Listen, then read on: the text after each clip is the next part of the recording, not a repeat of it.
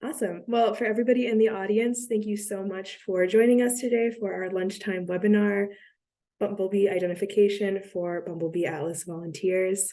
Today is going to be all about bee ID. We're going to be walking you through how to identify bees to species via photographs that are submitted to Bumble Bee Watch, which is our online platform for collecting observations from Bumble Bee Atlas. We're going to be showcasing a lot of photographs taken by some of our amazing participants. Before we get started, just a couple quick housekeeping things. The first one is that this meeting is going to be recorded. So if there's something that you missed that we went through really quickly, please check out our YouTube channel after this event because we will be posting the video online as well. If you have a question, please post it in the Q&A as opposed to the chat.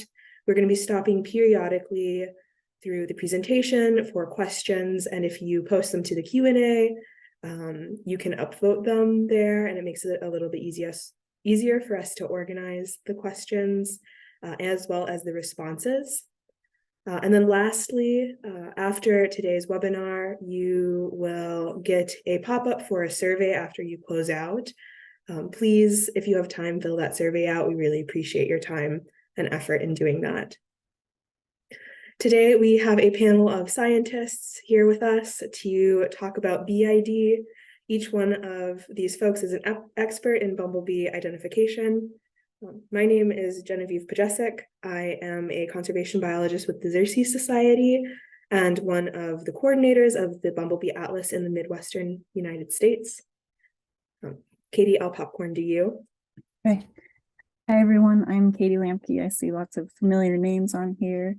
I'm based in Lincoln, Nebraska, and I'm also a conservation biologist for Xerces Society, working to coordinate the atlas throughout the Great Plains and Midwest, and just watching the project take off throughout the US. So it's great to be here. Jared, why don't you go next? Sounds good. I'm Jared Brabant. I'm a PhD student at the University of Missouri in Columbia. I'm working a lot with bumblebees and cost share programs provided by the federal government. But with the Atlas, I do a lot of the IDs for Missouri on the back end. So the pictures you guys send in, I get to try to ID them. And you guys do a great job. So thank you. I think, Alex, I think you're up next. Hi, everyone. I'm Alex Morphew. I'm the pollinator ecologist for the Missouri Department of Conservation. I help to coordinate the Atlas in Missouri, and I also like to participate and do surveys whenever possible. Great. Thank you, everybody. Before we jump into the BID, we want to give you a quick behind-the-scenes tour of Bumblebee Watch just to orient you to the platform and to get you familiar with what everything looks like. I am going to share my screen so that you can all see the platform. So I'm guessing that most of the folks in the audience are Bumblebee Atlas volunteers, so you're probably already pretty familiar with Bumblebee Watch, but just for any folks who are new to the audience, Bumblebee Watch is our online platform for collecting observations submitted by our participants. It is a website that has some components which are publicly available, as well as some features which you need to be logged in to access. So if you are not logged in, if you go to the site, you can still access a lot of the information that's available. If you log in, you can record your sightings on this tab here. So if you go to record a sighting, you can record a bumblebee sighting, so a picture of a bumblebee that's an incidental observation, or a data that you collected during an Atlas survey. You can also submit observations of bumblebee nests. So if you incidentally run into a bumblebee nest, you can take a picture of it and then submit it there. If you are not logged in, you can still access some features like species profiles for the bumblebee species in your region. And you can also check out some maps of all of the bumblebee sightings that are publicly available in your area. So if you go to the map tab and you want to look at the Aphanus observations that have been collected by Bumblebee Watch participants, you can search for those and then view where those observations have been cited, as long as that observation is public. We'll be showing you maps like these throughout the presentation for the different species that we're going to be talking about today. If you are logged into Bumblebee Watch, you can also explore some of the observations that have been submitted to the site. If you go to Explore Data and then Bee List. And just as an example, I can show you guys some of the observations that I've collected for the Minnesota Bumble Bee Atlas. So I'm just going to search my name and then the project that I submitted my data under, and then I can bring up some of my observations there. There are other tabs here, year, month. So if I wanted to get more specific, I could when I'm doing this search. Today, we are going to be walking you through some observations submitted to Bumblebee Watch, and they are going to look like this. We will have photographs that were submitted by the observer of the one bee that they cited, and you can submit up to 5. I think, no, is it 6? 5 or 6? 5. Yeah, it's 5. Brain fart. So you can submit up to 5 photographs. Some will have less than that. There is also a map which shows where that bumblebee was located when it was captured. Each one of the observations that's submitted to Bumblebee Watch is verified by an expert. And because I am an expert, I work for Xerces, I have the ability to verify the observations that are submitted. So this is an observation that has not been verified yet. So for me, if I want to verify that observation, I can navigate to this Verify tab, and that will bring me to this form. There are several different tabs in this form, so status, species, sex, determiner note, and comment. Every single observation in Bumblebee Watch, when it's initially submitted, is given the pending status. So for those of you who have submitted data to Bumblebee Watch, your observations are going to be pending until somebody comes and looks at them. If I click on this pending or the status box, there are several other categories that I can switch this observation to. So if I want to verify this observation, I would click verified. But if this was a bee that I wasn't quite as sure about, if I wasn't positive it was that particular species, I might mark it as tentative. And this would allow me to come back to it and then verify it later after I conferred with another expert or just took some time to double check my photos. So if you have an observation that you've submitted and it gets marked as tentative, it's probably why we just need a little extra help before we go ahead and mark and verify that as that species. We also can mark observations as invalid, and we generally just do that when there is a duplicate observation that's been submitted to Bumblebee Atlas. So if we have seen a photo and it looks like that photo has been submitted twice, we might mark that as invalid. So that's what that means if you get the notification that your observation's been marked as invalid. I'm not going to choose any of these because I don't want to actually verify this observation right now. But if I was going to verify it, the first thing I would do was to check the species. If I click this tab, it brings up all of the different species of bumblebees that are present in the region where this observation was recorded. So I have a lot of different options here. This observation was observed in Minnesota. So I have all the different Minnesota bees here. And at the end, I also have bumblebee species. And this category is something that I would choose if I could not actually identify this bumblebee to species, but I was sure that it was a bumblebee. So sometimes we need to do that if the bee is really worn and they've lost a lot of hair and we just can't tell what bee species it is. Or if, the photo doesn't have quite the right angle where we can see some of those key characteristics that we need to look at to identify. So if you have an observation that you submit to Bumblebee Watch and it gets marked as bumblebee species, it's just because we can't be 100% sure of what that bee species is. There's also a unknown / not a bumblebee category. So we might mark a photograph or an observation as unknown or not a bumblebee if it's some kind of other insect that's not actually a bumblebee. So sometimes we get carpenter bees submitted to Bumblebee Watch. And then sometimes we get pictures of flowers or habitat that are submitted to Bumblebee Watch. And so we might mark those as unknown because they don't actually have a bee in them. For sex, we can change the observation to queen worker, male or female, or not determined. Usually I just choose male or female, but sometimes from the photographs, we can't always determine what sex the bee is, and so we might mark it as that category in that case. The next category is determiner notes. So these are just notes that I would make that would get input into the data once, if we want to download the data as a CSV file, my determiner notes would go in there. So if I'm pretty sure that a bee is a certain species, but I'm not 100% sure, I would include that information in the determiner notes.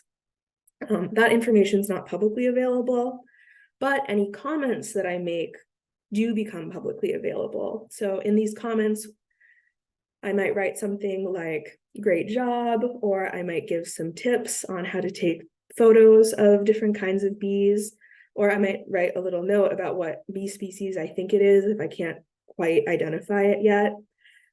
Or if it's an observation that has, photos of 2 different bees or something like that, I might also make a note like, hey, it looks like there's 2 bees represented in this observation. Can you check your photos? So the comments are our opportunity to communicate with you what we see in your photographs. So if you get an email letting you know that your observations have been verified, and you get comments, please check them out.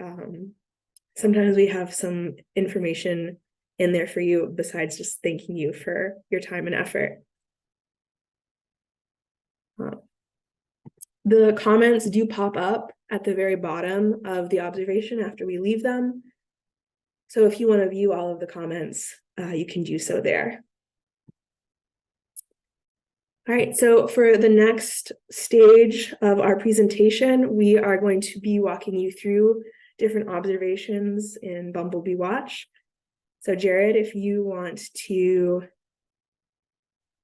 start us off, that would be great. Sounds good. I'll see if I can take over.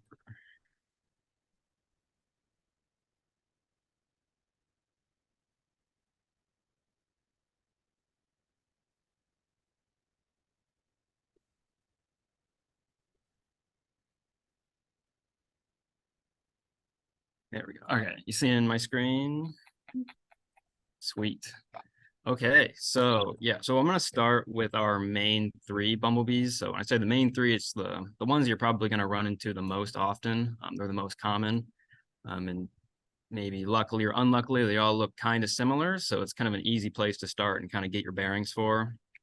But what I'm gonna be talking about are Bombus impatiens, so your common eastern bumblebee, your Bombus griseoculus, which is gonna be your brown-belted bumblebee, and then Bombus bimaculatus, which is your 2-spot bumblebee. So hopefully those are all names. If you're new, you might sound like gibberish. If you're a veteran, you probably know what I'm talking about. But we're going to start out with the Bombus impatiens. This is going to be probably the most common of them that you're going to run into, especially later in the year. This is also kind of a good place to start.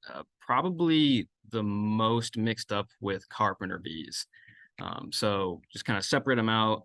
So carpenter bees are different from bumblebees in that when you're looking at them, the abdomen's going to be really shiny. So here we have a common eastern bumblebee. You can see she's full of hair.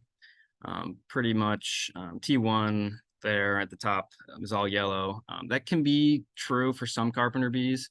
The first segment might be a little yellow, but really the carpenter bee is going to have a really shiny abdomen. And in the field, it kind of looks, if you kind of turn it around in the light, you'll get a nice glare off of it, which I think I can kind of show you the glare on a different picture, but just as a little preface, that's probably, if you see something that you think might be a common eastern, but seems like there's no hair on the abdomen, it's kind of shiny, it's probably going to be a carpenter bee. But we'll start here with the common eastern bumblebee and how we kind of quickly go through and ID this. So for our main three, the common species, the first thing I typically look for is going to be the thorax. So it's right here. And the thorax pattern is going to be kind of a circle of black hair in the middle and surrounded by yellow on the outside. It shows up better on some than others. So this is probably a better picture. You kind of see it's kind of a big black circle surrounded by yellow. That's going to be, this one's more exaggerated, the common eastern. It's kind of a key trait for this one is that the circle is really big compared to the other ones. But it's still that same kind of thorax pattern where it's a circle of black hair surrounded by yellow. That'll be different from some of the other species later on, where it looks more like a black band maybe, some other different shapes, but really that's kind of what I'm looking for is a nice black circle in the middle of the thorax. The second character that I usually look for, so this is just instantly on finding any picture of a bee, I start to look for the legs as well. So I want to know, the legs tell me if it's going to be a male or a female, kind of separate me out into the color patterns that I'm really going to look for that species. So this one ends up being really, really easy to tell if it's a male or female. So female bumblebees will have corbicula that they pack pollen into, and that's what this nice orange ball is here. So you can't see the corbicula as well because it's covered up with the pollen here. But anytime you get a bee and it looks like that she's got pollen packed into both of her hind legs, it's going to probably be a female. So typically that's how I start. So I go thorax, kind of group it into my common species or more uncommon species, and then leg to see if it's male or female. So now I'm going to move into the color pattern on the abdomen. So for the common eastern, it's fairly easy for the most part in that T1, so that's the yellow part here on the abdomen, the very top. T1 is mostly yellow. It looks like there's some black hairs in there. She's a little bit worn, but really it's mostly yellow, not a lot of black hairs. And then after that, so the second segment all the way down to the sixth segment are all black. So that's really what we look for when we're looking for the common eastern, is that she only has yellow on that first segment of the abdomen. Also, as kind of a note, sometimes you'll be able to see it depending on the pictures, but the hind legs of all female bees will kind of be a sharp bottom to it. So you see the kind of pollen ball there at the bottom. If you're looking at that kind of black segment that holds the pollen ball, it's kind of got a straight edge on the bottom. And that's usually what I look for any bees that don't have pollen, is that nice sharp edge on the bottom of the corbicula. But common eastern, it's pretty much all I really look for. I go thorax into leg, see if it's a female and see where I'm kind of grouping it, and then go to the abdomen after that. But we'll go to another picture now. So this is another picture of a common eastern female. Luckily, this one has kind of it's a little bit older. So you kind of run into this where the coloring might get a little weirder depending on how old the bee is. But the thorax here should be a black circle, but all the hair is worn away. So I wouldn't be 100% certain on if this was or wasn't a common eastern. But again, you go to the abdomen, it's just T1 that's all yellow, and everything else after that is black. And that's really what we're looking for the common eastern, is just T1 restricted to only having yellow, and everything after that all being black. So this one for the legs, you can kind of see here as well. This would be the back side of the leg, so not something I'm usually looking for. But at the very bottom of that kind of segment of this leg, that's kind of got a nice straight edge. So it's kind of what I look for from at least this perspective for the corbicula. But then from the front side, I'm looking for something more like this. You can see she was starting to pack in a little bit of pollen there at the top. It's got a little bit more of a glossy surface down below that, and that's the corbicula. Typically it has those hairs that look like they're kind of curling up on each side. That's really, really common for corbicula for female bees. But for male bees, this is going to be a little bit different. So male bees won't have the corbicula. So again, I'm kind of starting out. It's a new bee to me. I'm going to look for the thorax first. And this looks like it's got a really big dot on the thorax, a dot of black surrounded by yellow. Tells me it's one of the three main common ones. Circle's pretty big, so I'm already leaning towards it being a common eastern bumblebee. But I'm going to go to the good picture of the leg to see if it's a male or female. And right here, this is a pretty good picture. Shows a good amount. The males will have, it's a little bit skinnier. This portion of the leg is going to be a little bit skinnier. And instead of having that nice sharp flat edge on the bottom, it's going to be more rounded, kind of like a big oval shape almost. And then how the female corbicula had those hairs that kind of curled up on the sides. These are a little bit shorter, a little more straight. And then in the middle of the leg, kind of the middle portion of the leg, where it would typically be like flat and kind of glossy looking, it's going to have some hairs on it most of the time. And that's going to be males. So males don't collect pollen, so they don't need those kind of fancy structures. So they've kind of just been pushed away, and now they just have kind of skinnier, hairier legs. But so I established then, it's one of the three main common bees, I'm pretty sure, and it's a male. So one thing, this is common with a lot of males, especially for this species, is males will have a really yellow face. So you can see here, it's got a little bit of pollen. So the white specks are kind of pollen all over the bee. But there's definitely yellow hairs on the face. So again, I was pretty sure it was a male based on the leg. And this kind of reinforces that the yellow face, that this is in fact a male. But you got to check one more thing, is going to be the abdomen. So this is kind of a weird exception to the rule where it won't have any yellow further down. But T1 is going to be all yellow. So it's on the top of the screen right there. And then everything else below that will be black typically. So this one's a little bit weird. I can kind of see there's a little splotch of yellow on T2. This happens occasionally with a lot of male bees. They'll get a little bit more yellow, just kind of broadly, especially on the undersides and on the sides. They'll get a nice yellow coloring to them. It's just kind of how it goes. So especially if you see a male and you start thinking it's really yellow, I'm not sure if that's supposed to look like that.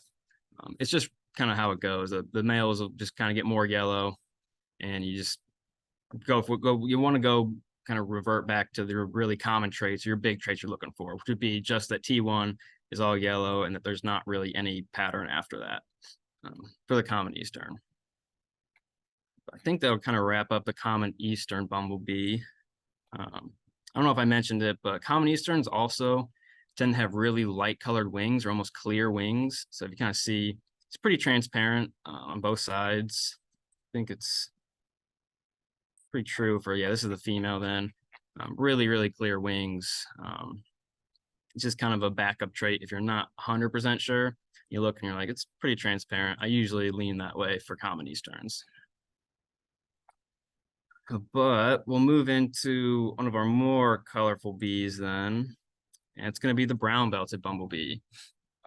The name is a bit of a misdirect sometimes. So when it says brown belt, what we're kind of looking for is this brown shape here. Kind of varies from brown to yellow, but that's just getting into the weeds a little bit. But so again, this is one of our three main common species. So typically, again, I'm going to start with the thorax. You got a circle here, black circle in the middle surrounded by yellow. The circle is a little more concise compared to the common eastern. It's pretty typical for this. It's a little bit smaller, not quite bleeding out as much. And then we'll go to the legs, see if it's a female or not. And you can kind of see here, there's a little bit of pollen packed in there, which is kind of nice to see. Makes it a little bit easier. It's not 100%, like I wouldn't be 100% sure. And this is just for me personally, this is always the hardest part of IDing bees from pictures, was trying to get the legs down. It's always a little amorphous. It's a little bit easier in the field. You kind of see a glare coming off the corbicula sometimes. But from this picture, it's a little bit more obvious. So here, you can kind of see that pollen packed in the bottom. It's kind of got a triangle shape almost to it, this kind of section of the leg. And the hairs curl up a little bit on the side. So again, it's going to be a corbicula. The pollen packed in is definitely a big help.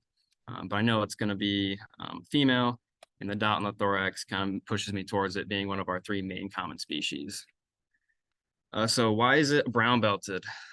So for one, so the common eastern, again, have those clear wings. This one's a little bit more stained brown almost. It's going to be common for a few other species, but and it's going to have color on T2. So the common eastern only had color on T1. So I say T1, it's the first segment of the abdomen here. So this one, T1 is all yellow, just like the common eastern would be. But now T2 has color on it. So immediately I see this and I think, all right, can't be a common eastern. So it's probably going to be either a brown belted or a 2-spot. So what I'm really looking for here is this nice crescent shape. So we're going to block out T1 now.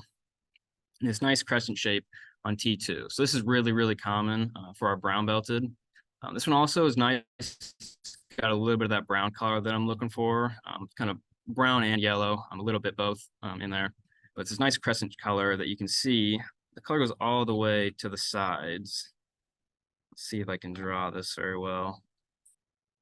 But what I'm looking for when I say this crescent shape going all the way to the sides, something like this. So one of my main characters, it's not always easy to get pictures of bumblebees, especially if they're waking up. They kind of move a lot, makes it hard. But the area right here is what I'm looking for, making sure the color goes all the way to the side. So sometimes these will look like 2 spots, especially due to wing wear. And 2 spots won't have color normally that goes all the way to the sides. So really that's probably the most helpful picture is getting top down, especially if you're in the field too, making sure that color on this kind of crescent shape goes all the way to the side of the bee. Another character, let's see if I can get rid of this. It's going to be, whoops. How to get rid of this now? There we go. So another character I'm going to look for brown belted is going to be at the thorax and just generally the whole bee. The hairs are, we kind of call it well kept. So it has this kind of buzz cut look to it. So some bees will look kind of shaggy on the thorax, the hair wise at least. But these are pretty short and even hairs, and they're really just going to look like you just got a fresh haircut, really. It's pretty easy to tell after you've seen a lot of bees. It's not always a trait that I would latch onto immediately, but it's a pretty good backup character. If you're like, I'm pretty sure this is a brown belted, it's going to be a really well-kept bee. It's probably going to be a brown belted. Females can also have a little bit of yellow on the face here. So like I said, for most male bees, it's the case that they'll have yellow faces. This is one case where the female might have a little bit of yellow. So it's really good to go back and check the main characters to see if it's a female. So really looking for the corbicula for the most part. Sometimes they'll have stingers out. It's not always the case, but females will also have stingers. Males will not. So one of the pitfalls I probably run into the most when I get pictures would be something like this. So for whatever reason, this species, when they get a little bit older, they tend to wear out on the midline of their back or of their abdomen, sometimes their thorax, and it creates this weird kind of shape here. So typically, like I said before, you can see a little bit. I'll zoom in here quickly. So you can kind of see the color goes all the way to the side here. That's really typical of the brown belt. But instead of having a full crescent shape, it's kind of got more of a 2-spot shape. A little bit of a W almost going on. So your brain wants to go 2-spot here. Mine does too. But with it not having, with it having the color go all the way up to the sides, I definitely want to lean towards brown belt. So typically what we would expect would be a kind of crescent shape like this, but it ends up with this kind of 2-spot shape. It's just because of the wing wear though. And the one way to tell, so if you're not sure you have an older bee, what I typically go and look for next is going to be, I'm gonna go back and look at the wings and just see how tattered the wings are. So typically, they're kind of gonna wear like this. They kind of look like they kind of chip off almost in a weird way. But that's what I usually look for if I'm a little confused on why it looks like this. It's going to be a little bit of chipping off of the wings, kind of missing hairs on the thorax here too.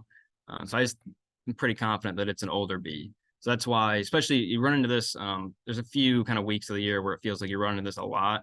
So if you start seeing this a lot, just maybe double check that the hairs here go all the way to the sides to know it's a brown belted. In a perfect world, that T2 is also all brown. The crescent shape's all brown. It's not a perfect world, unfortunately, so kind of take it as it comes. But this one, so those were both females. Again, this is a good shot of the corbicula here. A little bit of a glossy kind of triangle shape in here. It's really what I'm looking for. The males would be more rounded, so it's hard to see, I know, but you're kind of looking for this sort of shape on the hind leg. Males would look more like this, which might be helpful for some, hurtful for others, but that's really what you're looking for in the field, at least, especially on pictures. It kind of helps. But we'll go over to the male then for brown belted. And this is one of the species that I like the most in terms of males versus females, because the eyes get really, really big on this species. It takes a little bit of practice to really see the difference. But if you can see here, eyes just look like it takes up the whole face, really. That's really, really common. It kind of varies between individuals, but it's pretty well developed across most of them for the most part. But we'll start out like we have been. So looking for the thorax again.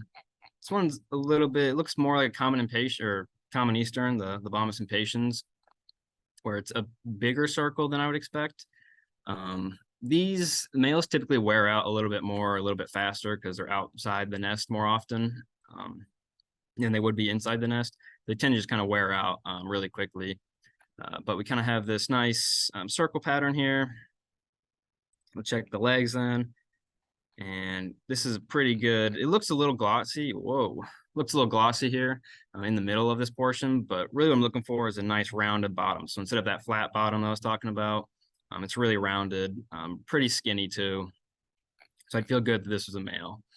And then again, if I was really not sure, kind of looking back to the eyes are gigantic. The face is pretty yellow here too. Another backup character that I look for males is going to be really long antennae. This takes a long time to really get a handle on, but males will have, including this long portion here, of 13 segments of the antennae versus 12 on females. But the individual kind of segments over here are a little bit longer on males than there are on females. So if you have a bee and it seems like the antennae are really long and the eyes are really big, it's probably going to be a male if you know it's a brown belted at least. You'll know that. But this one, there's not too much variation really for the abdomen pattern between males and females. This one, again, it's T1, all yellow. Kind of go back and draw that on there for you. So this portion is going to be T1, it's all yellow. Move to T2, which is right here. So it's got color on T2, so it wouldn't be a common Eastern. It's got this really nice crescent shape of brown here, which is pretty one and done for me, at least, knowing it's a brown belted. I think that probably wraps up my brown belted talk. So we will move into the BIMAC. How am I doing on time? Am I doing good, you think? Good, okay. All right, so move on to our last little common species, the two-spot. This is probably the most variable that we'll get of the common species for the most part. But we'll start out like we have been. So this one, don't have a top-down picture of the thorax, but you can tell from this angle, you see that black circle in the middle. So again, starting with the thorax, it's going to be a dot versus a band in the center. So I'm thinking it's one of the three common species. Then I jump to the legs, and this one luckily has some pollen packed in here on the corbicula. So the pollen balls kind of range in size. Some of them will be really small, just starting out like this. Some of them will be gigantic. It looks like it takes up a third of the bee sometimes, which is really spectacular. It'll help, but this will at least tell me this is probably one of the more common species. And then it's got pollen packed in here, so it's going to be a female. So just like the other ones, we'll run to the abdomen. This is going to be the place where I kind of go to check the main character here. But so here's T1. It's kind of hairs are flying out here. So that's T1. It's got a bunch of color. And then we look at T2, and it also has some color on it. So this makes me think it's not going to be a common Eastern. A common Eastern would only have yellow up here. But now we're kind of getting this part where we have a nice W shape. So two spot kind of varies a lot in terms of the shape of this. It kind of ranges from a big W like this one is to maybe a smaller one. Sometimes it's just a really small half semicircle. So it could be any different kind of variation here, but really it varies from two spots to a W to a little like half semicircle almost. So the one thing, occasionally you'll get those kind of semicircles that look like this almost, which in your head, you're thinking it could be a two spot, but it could also be a brown belted. So the one character, like I said, the brown belted kind of have a nice buzz cut to them. This one looks a little shaggier. So like right here, the thorax just kind of generally, it's a general trait, relative trait to who you are, but it looks more shaggy than it does a buzz cut. And then if we go back to look in here, so this half circle that it could be, the brown belted, like we saw, kind of has the crescent shape that goes all the way to the sides. So two spot very rarely will go out here, but for the most part, it's going to be missing yellow in this area on both of the sides here. So anytime I see the yellow kind of restricted to the middle third of the bee, like it is here, I'm really thinking two spot for the most part. For this one as well, females don't have too much variation. It kind of just mostly just the shape of T2 that's going to vary here. The face, pretty similar to the other bees. For whatever reason, compared to the other common ones, the face seems a little bit longer. So if you see something, face just seems a little longer than normal. I typically lean this way, but it's not anything I would stake my reputation on. It's just kind of a general trend you see.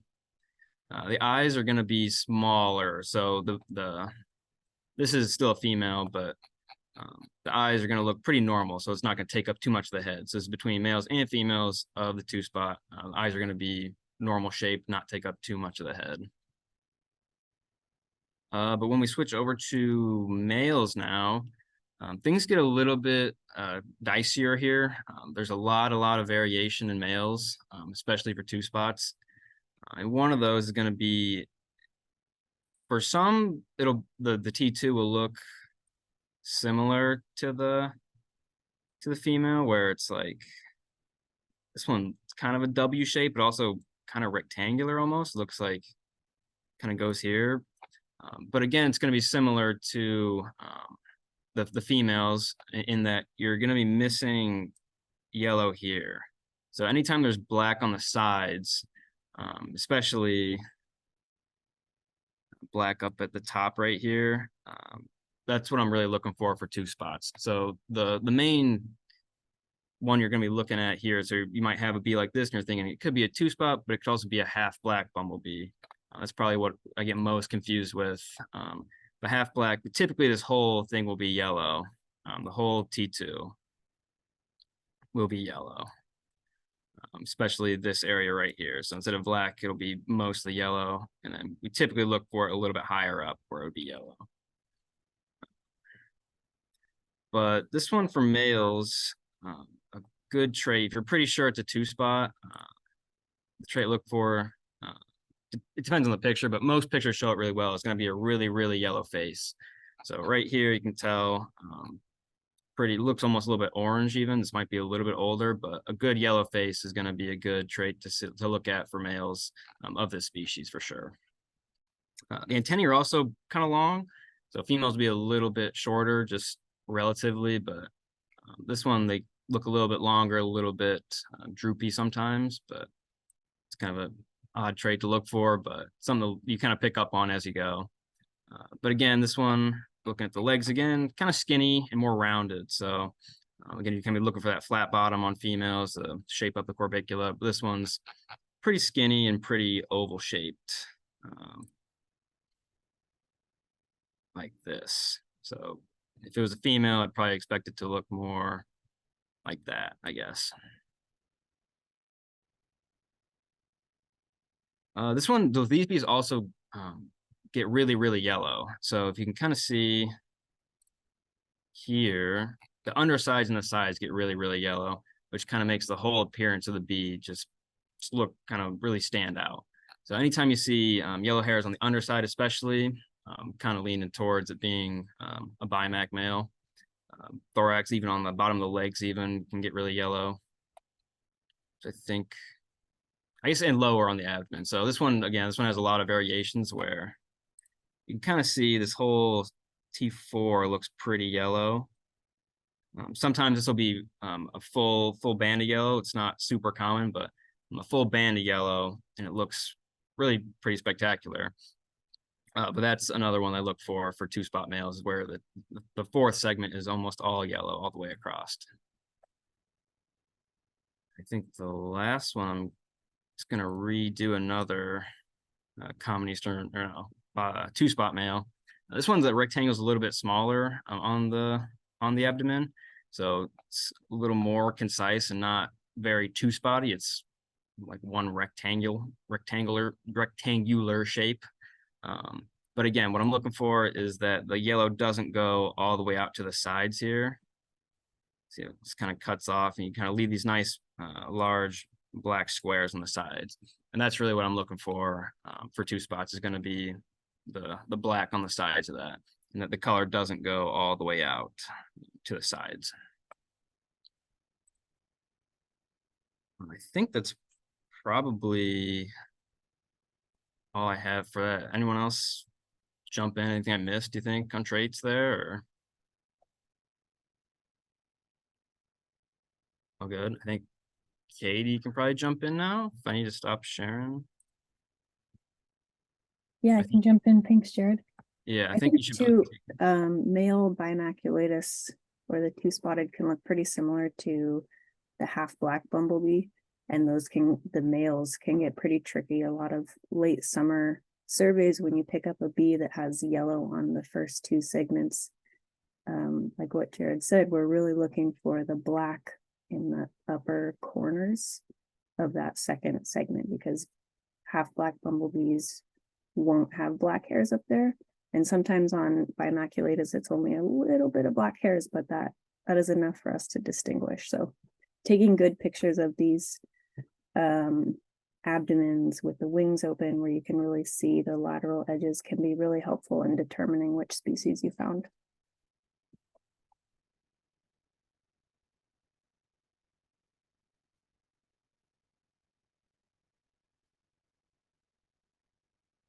Okay. Oops.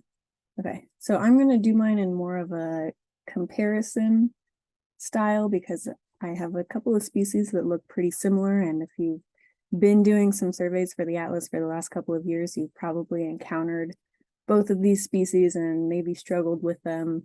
Maybe you've got some tricks down now, but I'm going to be looking at the black and gold bumblebee and the American bumblebee.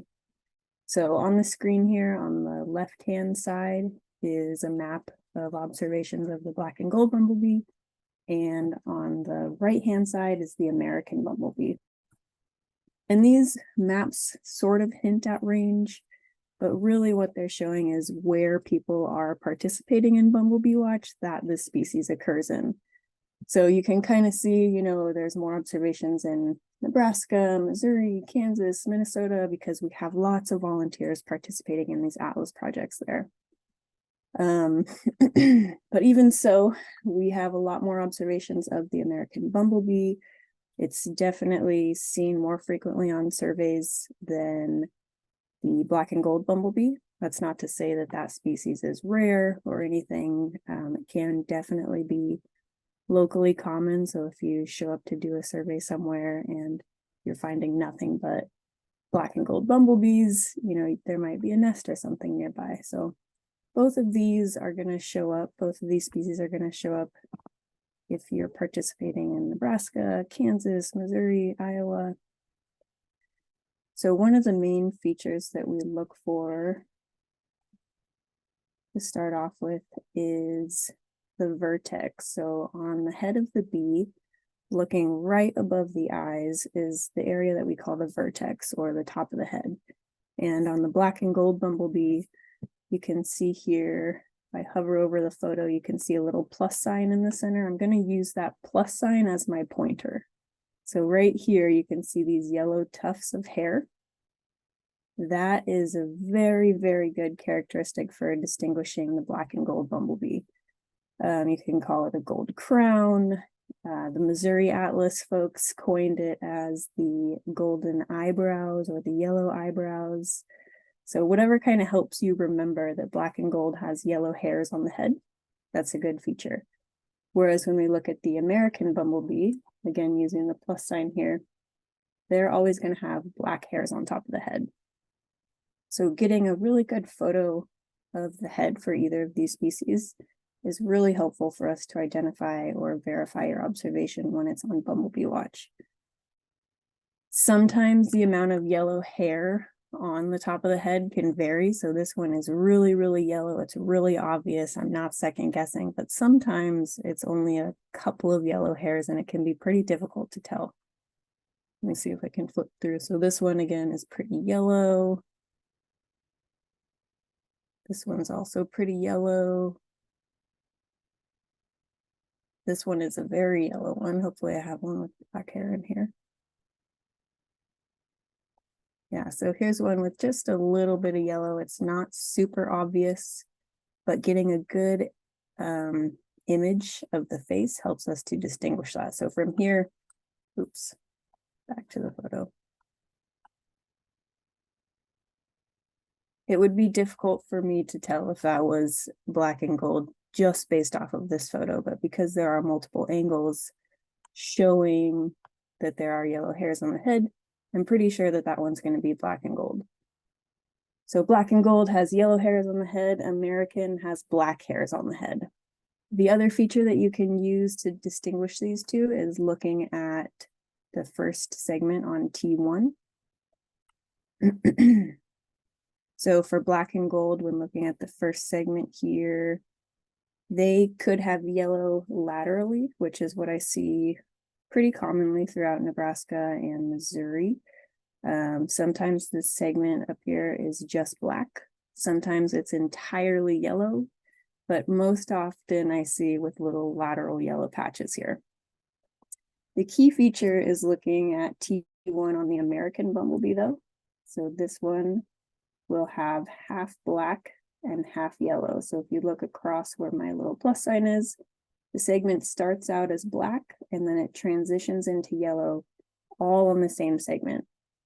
So if I see that, that to me right away says American bumblebee. That's not something we see on any other species, and it goes across the entire segment.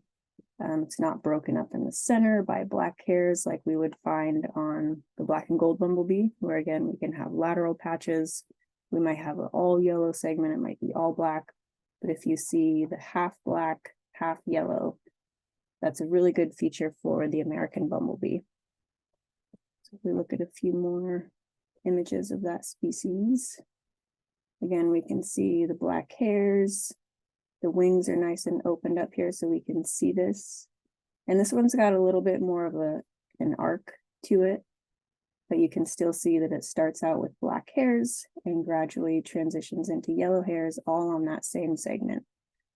So looking at these two species side by side right here, they look pretty similar, right? They both have two broad stripes of yellow. So being able to see that first segment and what the yellow is doing on T1 is very helpful. And again, looking at the head too. So a lot of identifying is using a process of elimination to see what the bee is showing or not showing. So if I'm able to see, oh, this bee has black hairs on the head and it has yellow going across T1, that lets me know it's an American bumblebee.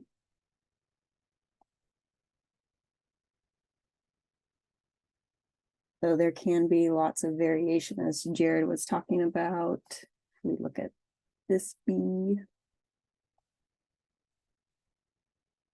On the American bumblebee, this one is pretty yellow all the way across T1 right here, right? It doesn't really look like half black, half yellow. Luckily, there's a nice photo of the face, so I can sort of zoom in and see, oh, that's black hairs up there. Because other than those two features of looking at the hairs on top of the head and that T1, these bees are pretty similar in that they have yellow directly behind the head on the thorax. They have two bands of yellow on T2 and T3, and the rest is black. So getting good pictures of the head and opening up the wings to show the abdomen is really, really good for these two species. Aside from those features, they can look pretty variable and they can vary in similar ways. So we might see like a crescent of yellow at the back of the thorax on this species, similar to how we see yellow mixed in on this bee here.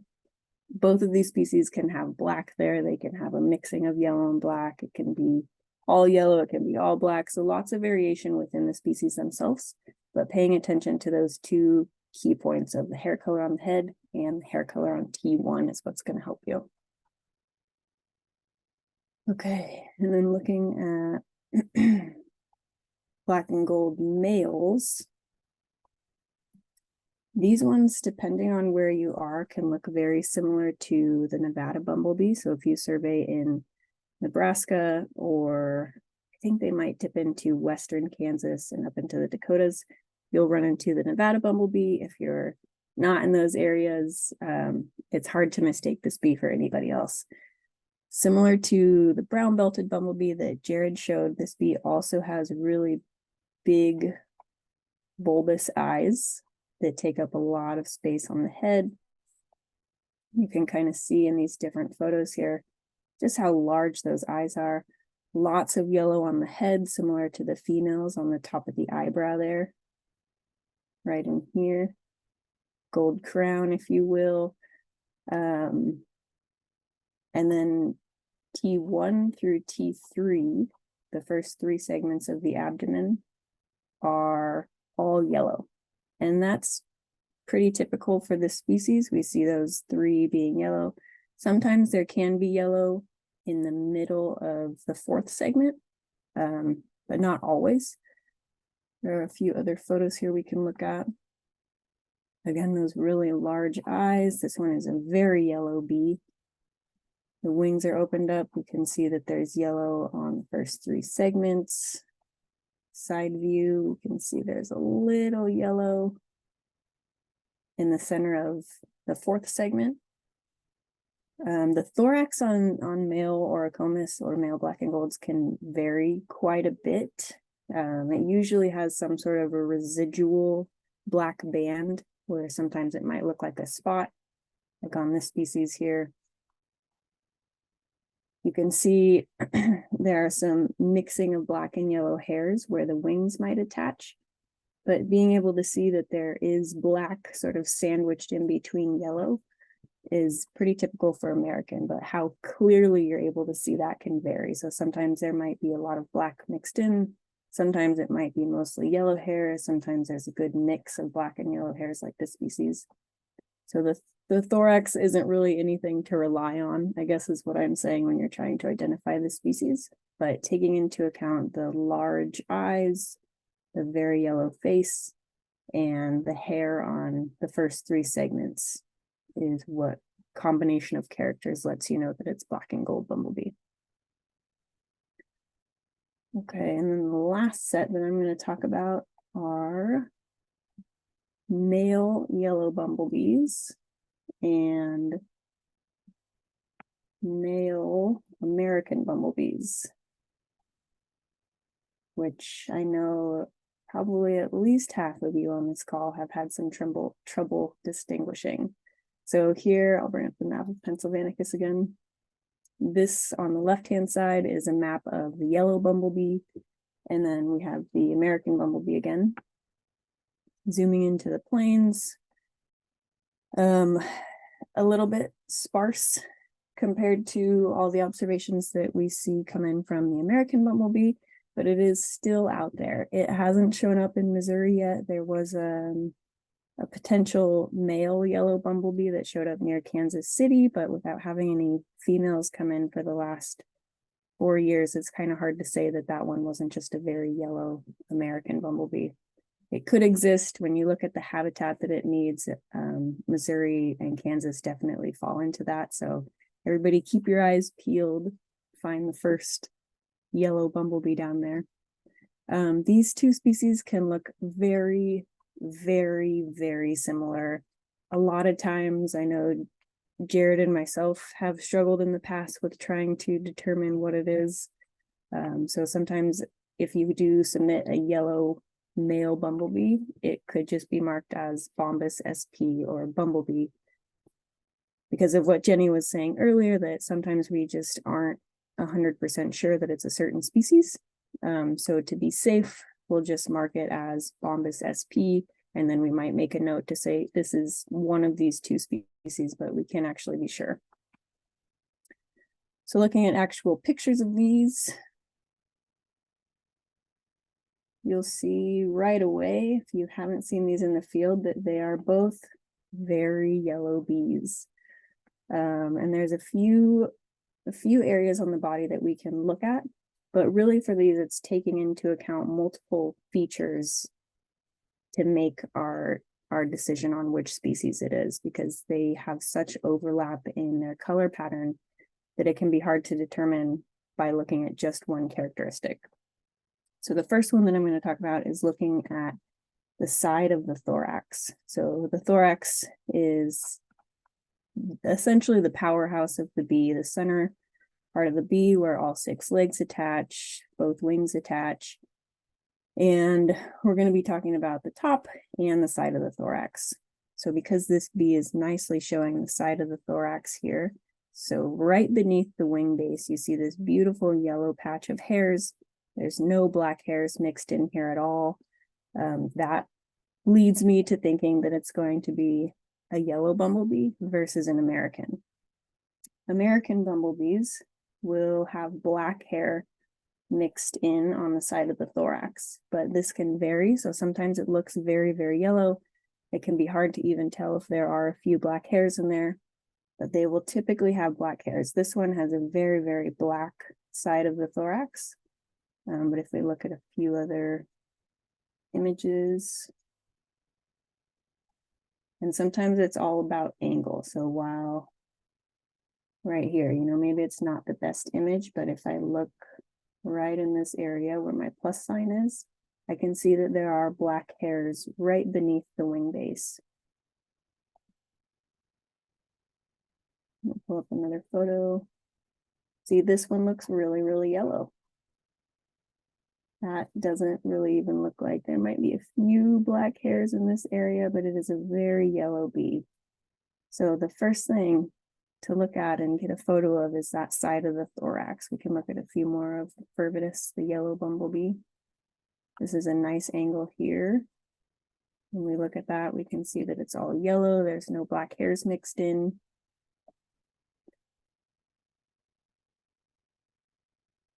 Same with this one.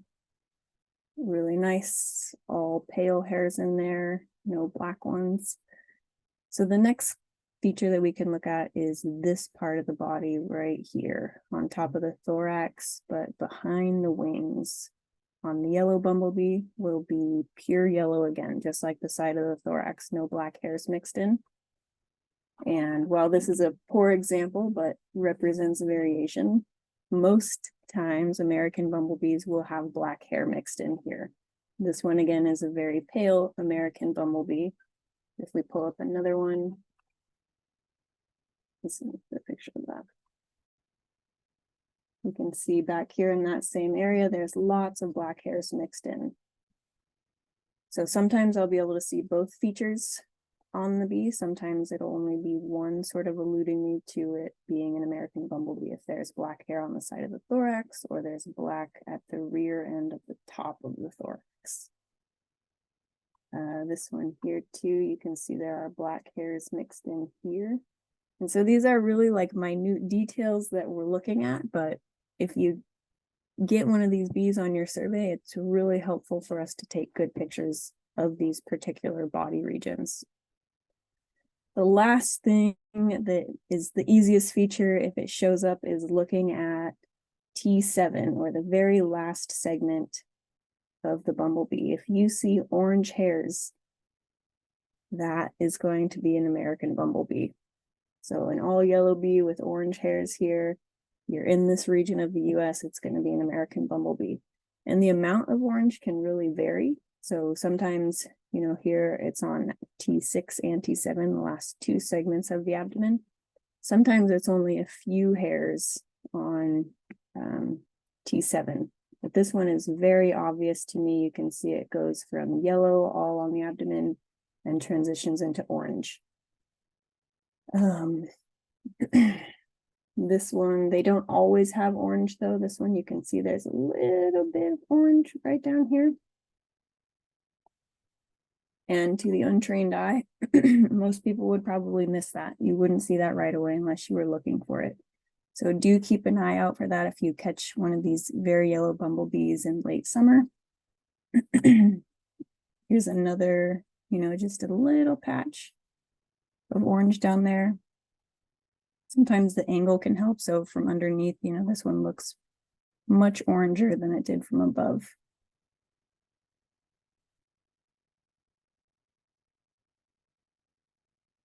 And again, this one has a pretty obvious patch of orange. And so even though we don't see a lot of black mixed in here, I can see black on the side of the thorax right beneath the wing base. And again, it's just a few hairs, but it's enough to let me know that it's not a yellow bumblebee. So this and the orange tail, that's an American bumblebee. The yellow bumblebee, again, will never have orange there on the tip of the abdomen. And it usually only has yellow on the first 5 segments of its abdomen. So T1, T2, T3, T4, T5, and then we have tiny 6 and 7.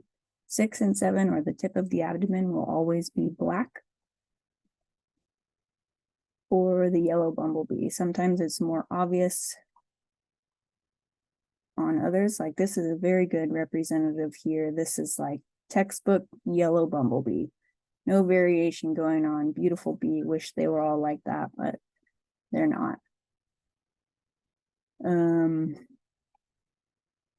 Yeah, these two species also have very long antennae, like Jared was saying, for the males, and that's something that you, oops, try to zoom in there, that you'll pick up on with the more surveys you do, and especially in late season surveys when you actually get a male and a female. It doesn't even have to be of the same species. But when you catch one of these males that have the long antennae and you're able to see it right in front of you, the difference, it starts to help you figure out, do I have a male bee or a female bee, a lot quicker. Okay, I think that's all I had.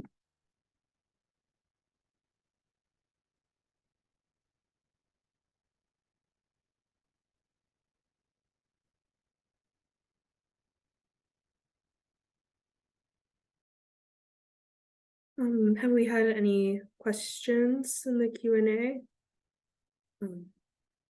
Yeah, so just as a reminder, if you guys have questions, please type them in the Q&A and we'll have time at the very end to answer them. If you just have questions about general BID or specific species, either is totally fine.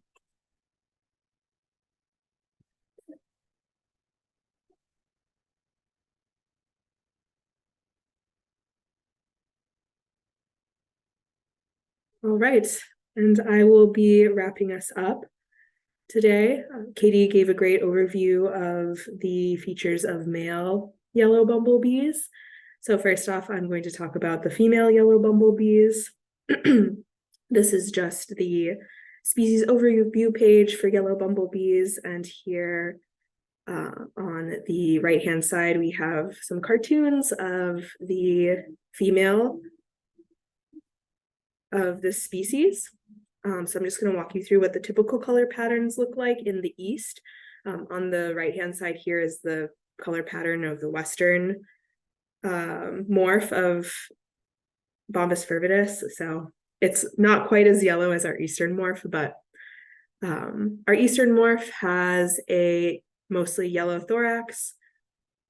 There is a narrow black band between the two wings.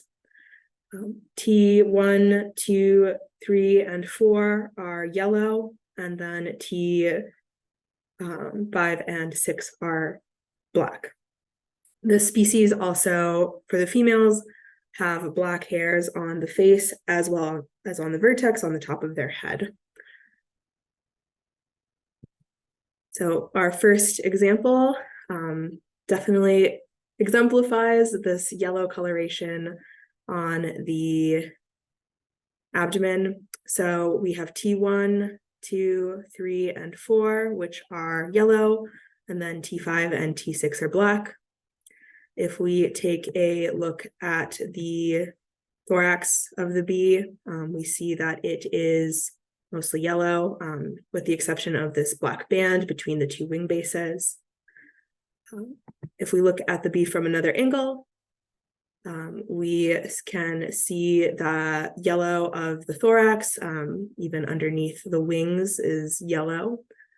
And we can also look at the hairs on the top of the head. So on the vertex at the very top of the head, we have black hairs, and then we can also look at the front of the face where we also see black hairs. You might notice this kind of patch of whitish coloration. That's just sort of the innards of the bee as they move their head forward. Sometimes you can see down in there. So that isn't any hair color, that is just the bee's insides. And then if we look at the final photo here, excuse me, we can see the bands on the abdomen, T1 through 4 are all yellow. We see the yellow coloration on the thorax.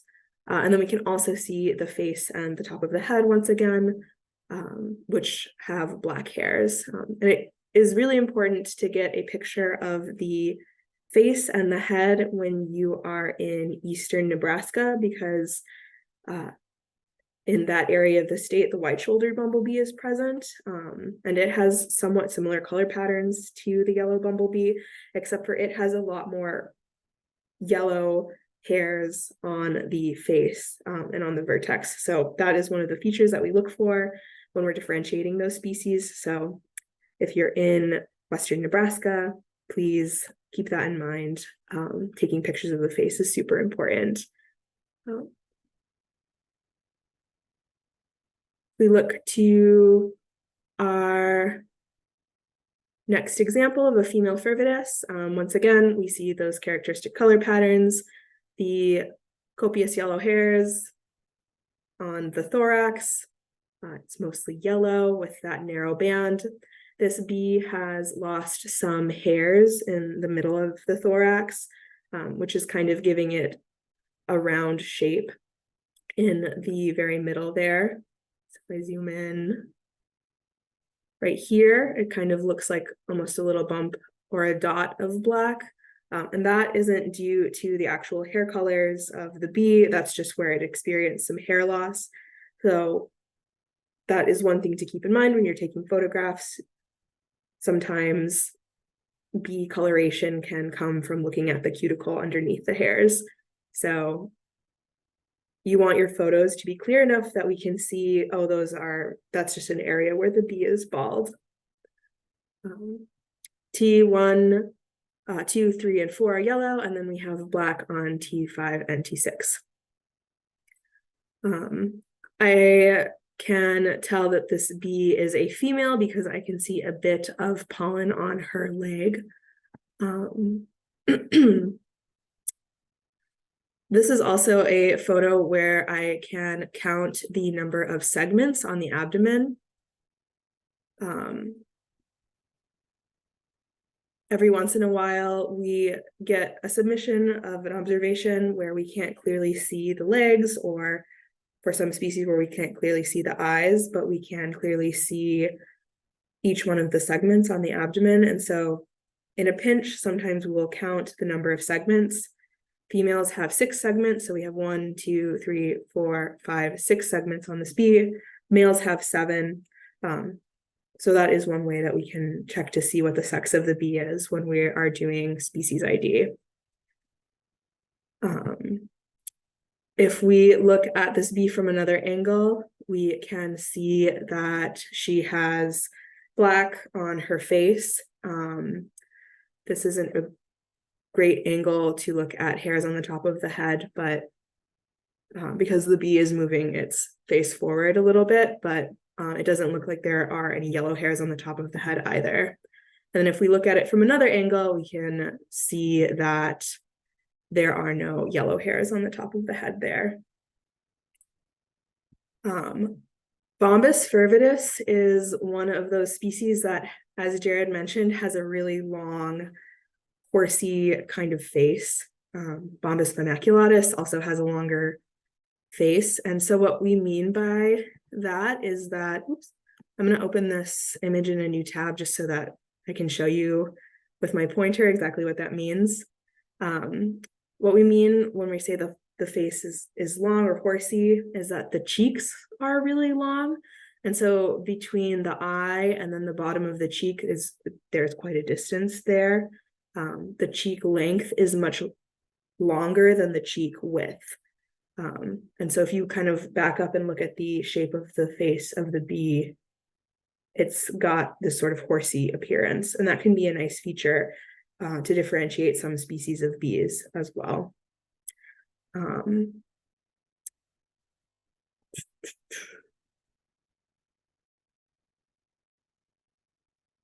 think that wraps up Bombus fervidus. The next species of bee that I would like to talk about is Bombus fraternus, the Southern Plains bumblebee. Once again, we have another cartoon of the bee's typical color characteristics. So this is a bee that is also mostly yellow on the thorax. It also has a stripe of yellow between the 2 wing bases, although this bee will also have dark hairs underneath the wings as well. On T1 and T2, the hair colors are yellow, and then on T3, T4, T5, T6, it will be all black. This bee also has black hairs on the front of the face and then on the top of the head, or that vertex. From looking at this image, it doesn't seem like this bee looks that special or distinct from other bees, but if we look at these bees in real life, they are actually quite distinct. They have very neat hairs that kind of give their abdomen a tapered, sort of narrow, flat look, and we'll see lots of images of that as we go through the examples. So just to give you guys an idea of where this bee is found, it's called the Southern Plains bumblebee because it's more south in the United States, and it's also associated with plains. There have been some observations of this species as far north as Minnesota, not any observations by folks who have submitted to Bumblebee Watch yet, but it has been observed in that state. Definitely pretty prevalent in Nebraska and Missouri and Kansas. And this is a species to look out for. It is one of those species of conservation concerns. It may be listed in the future. So it's one that you will want to keep an eye out for and be able to identify. So as I mentioned previously, I think that this bee is a pretty distinct looking bumblebee. Its hairs are very, very neat and they lay flat against its body. So when you look at the abdomen, it has this very tapered, flattened appearance. It's a little bit hard to see from this picture because the leg of this bee is in the way. But as we go through other examples, you will be able to see how flat of the appearance of the abdomen is. And then we have the yellow coloration on T1, T2, and then we have black on T3, 4, 5, and 6. And then here you can also see that the thorax is mostly yellow. You can't really quite see from this angle, but there is a black band between the two wings, and then we can also see darker hairs underneath those wing joints there. And then we also have dark hairs on the face and on the vertex. So if we look at this bee from a different angle, we can really see clearly that band between the two wing joints. And then we can also get another second look at the coloration on the abdomen. We have our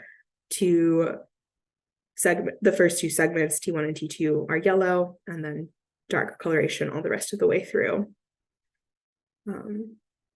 This bee is a bee with a shorter face, so it has a shorter cheek length, and you can really see that in these two pictures. So if we look at the cheek right here, the length of it is shorter than the width. And that's partially, it looks a little extreme here because of the angle, but from a different perspective, you can really see that this bee doesn't have that horsey shape of a face. Its face is much rounder in appearance. And then from here, you can also see that the hairs on the front of the face are black. And just one more example of this species. So we have another Southern Plains bumblebee female.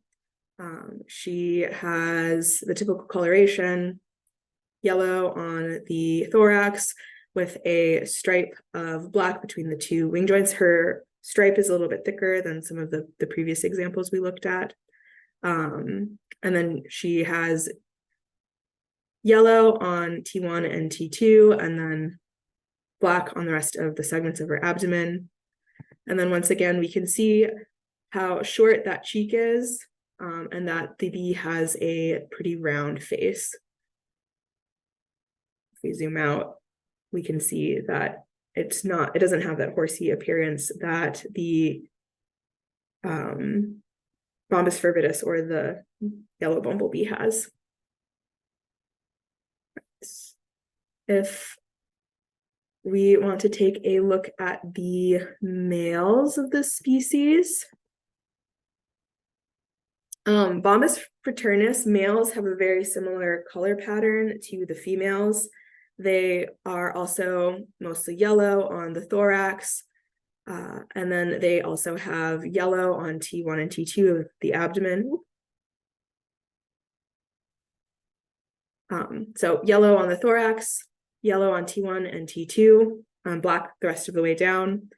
They also have that kind of characteristic hair neatness where their hair looks very slicked back against their bodies, and so it gives their abdomen that flattened appearance. Males also look very square at the end of their abdomen. So if you look at that last segment there, it looks almost flat. Male fraternus are also a group that have really big eyes. So like the brown-belted bumblebee and the black and gold bumblebee, they have these huge giant eyes, which makes them a lot easier to differentiate between the females of this species. You will also notice that male fraternus have yellow hairs on their face, so on the front of their face as well as on the vertex or on the top of their head, unlike the females. So when I'm looking at fraternus, one of the first things that I look at is their faces and checking whether or not I see those big eyes and copious yellow hairs, because those are key things to look for when you are looking at the species to differentiate the sexes.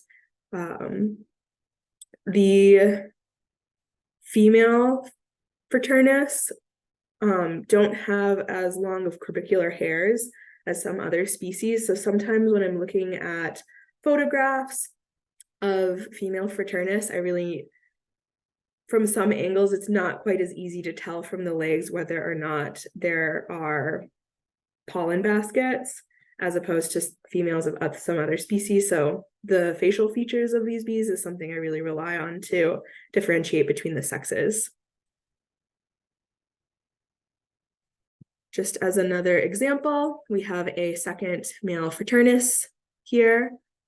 Once again, we see that it has very large eyes. They're very bulgy. This one, for this example, the hairs on the face don't look quite as yellow. That is just the nature of BID. There's always some variation between individuals. Some have lots of yellow hairs sometimes, some have less. But from just looking at the eyes, I can tell that this is a fraternus.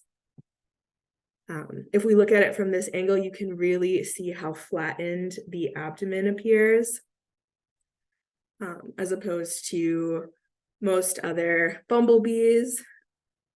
It almost looks like a pancake. It's just so narrow, and it looks so long. But we still see our typical colored patterns. We see yellow on the thorax and yellow on T1 and 2.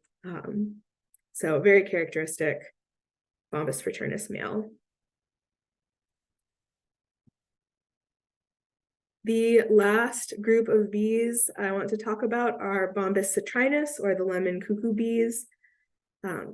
This group is not very commonly found in the lower Midwestern states, but they were historically present. So I did want to talk about them a bit, just because it is really important to be able to ID these bees, because if we do find them in our southern states, it will be great to know that they're still present there.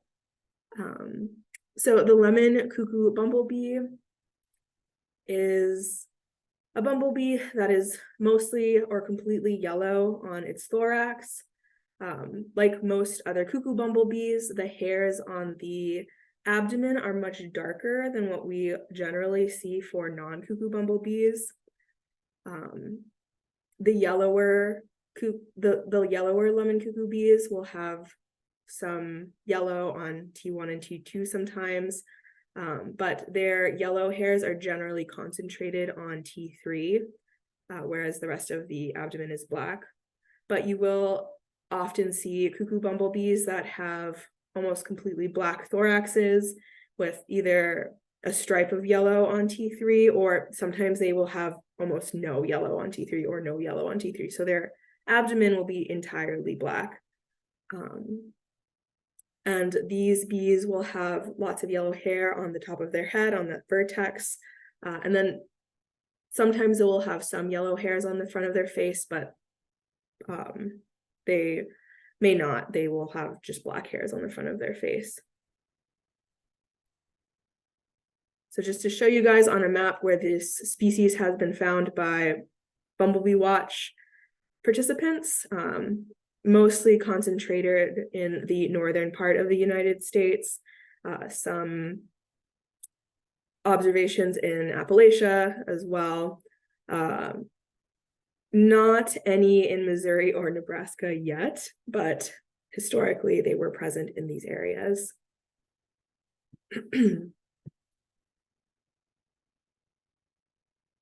So a lot of the examples I'm going to be showing you are not from the region of the United States that you all are from.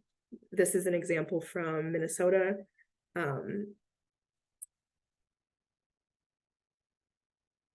So just keep that in mind as I'm walking you through these observations.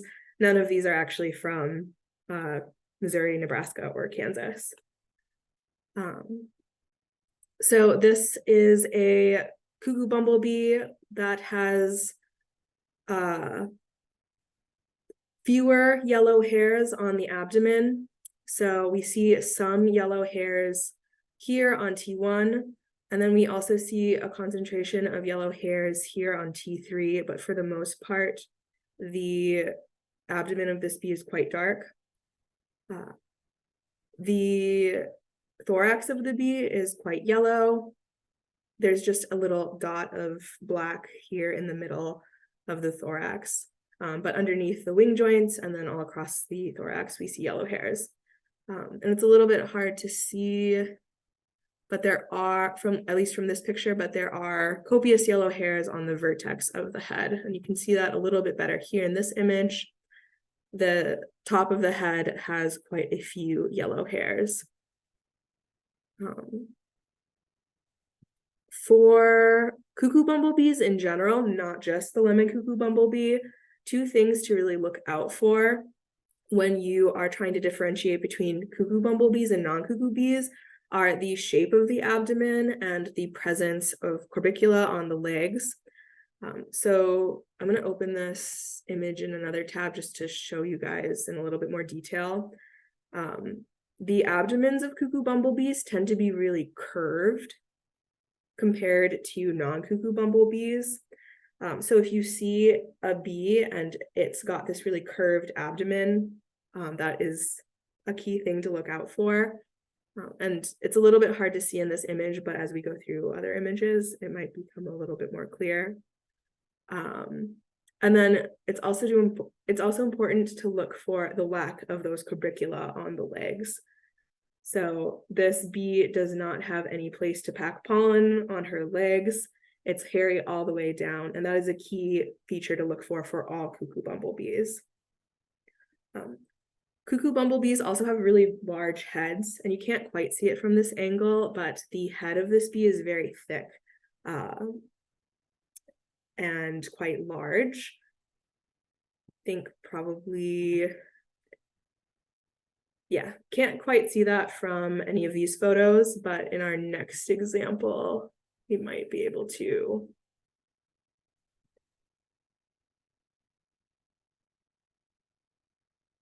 Right, so this bee has a little, like you can see the thickness of the head. I'm just going to open the image in a new tab so I can show you exactly what I mean by that. And that is that if you look at from the area where the head attaches to the thorax to the eyes, like you can see that there's quite a distance there. And that's one of the key things that we look for when we're looking at cuckoo bumblebees is how thick that head is.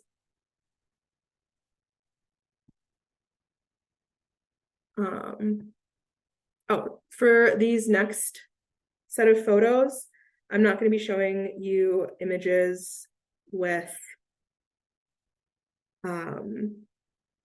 associated with an observation. These are just some examples to show you some better angles of these cuckoo bumblebees. But this is a cuckoo bumblebee that has more yellow hairs on the abdomen. And you can really see it from, this is the same bee, different angle. You can really see that concentration of yellow hairs on T3 and then how thick the head is. Hey, Jenny. Yeah. Oh, are we out of time? I just want to let you know, yeah, we are just about at 1:30. So if people want to stick around, how much time you think you have left to finish? I think we can wrap it up there. Okay. I'm not going to talk about citrinus males. Okay. But have we gotten any questions in the Q&A? Yes, I have responded to these questions in the chat, but this is being recorded, so anybody who had difficulty seeing anybody's screen can go back and watch it later. Katie, it'll be posted on YouTube, is that true? Yeah, so anybody who registered will be sending out the link once it's processed and ready. It will be on the Xerces Society YouTube, and we will post it to each of the Atlas websites. Great. And then there was one other question about whether or not we can log the flower species that a bee was collected on in Bumblebee Watch. And the answer to that is yes. Also, is that information useful? Yes, it's extremely useful. So please, if you can, include that in your observation.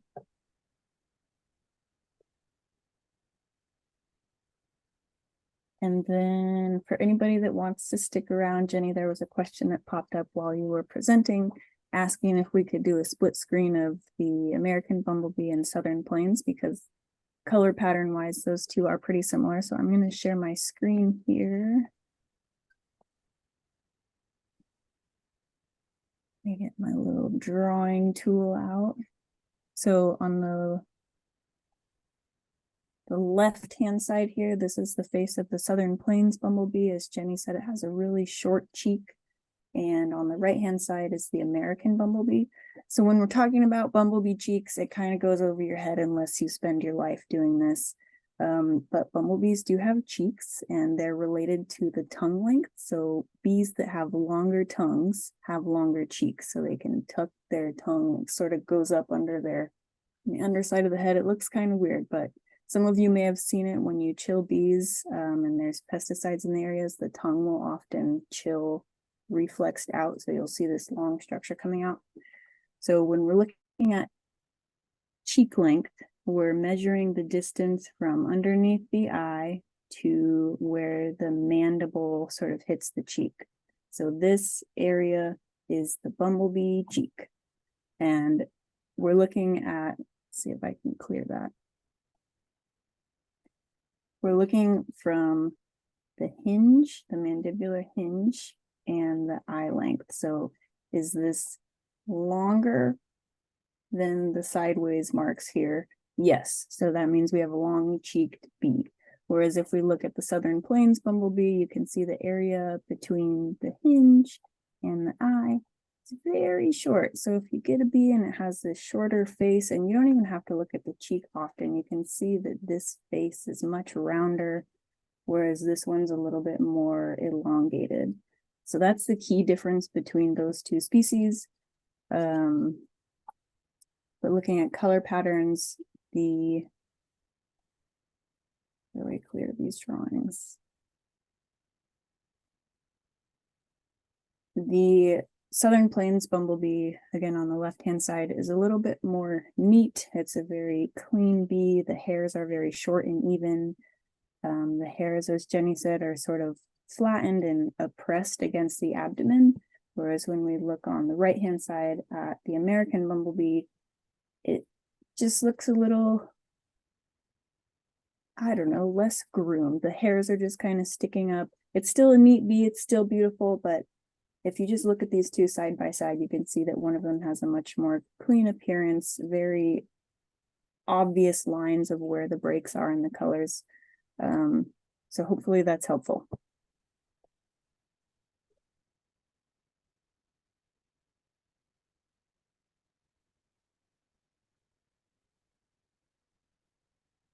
And it looks like there was one more question.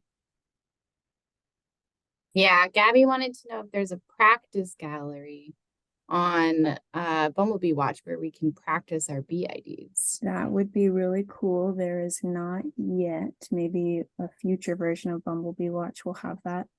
If you go to the Missouri or Nebraska Bumblebee Atlas website, whatever program you're part of, we've put together some Google quizzes, so you can sort of quiz yourself to see if you know the species in your area. It also looks at male versus female features. So those are in the online training session on those websites. If you scroll all the way down to the bottom, there are a couple links that have quizzes you can take. I'd like to add too, we don't have quizzes on the Atlas websites, but the Wisconsin Bumblebee Brigade has a really great quiz if you want to practice your ID skills. The overlap between the species in Wisconsin and in the southern Midwestern United States isn't going to be quite the same, but you can practice there too if you are interested.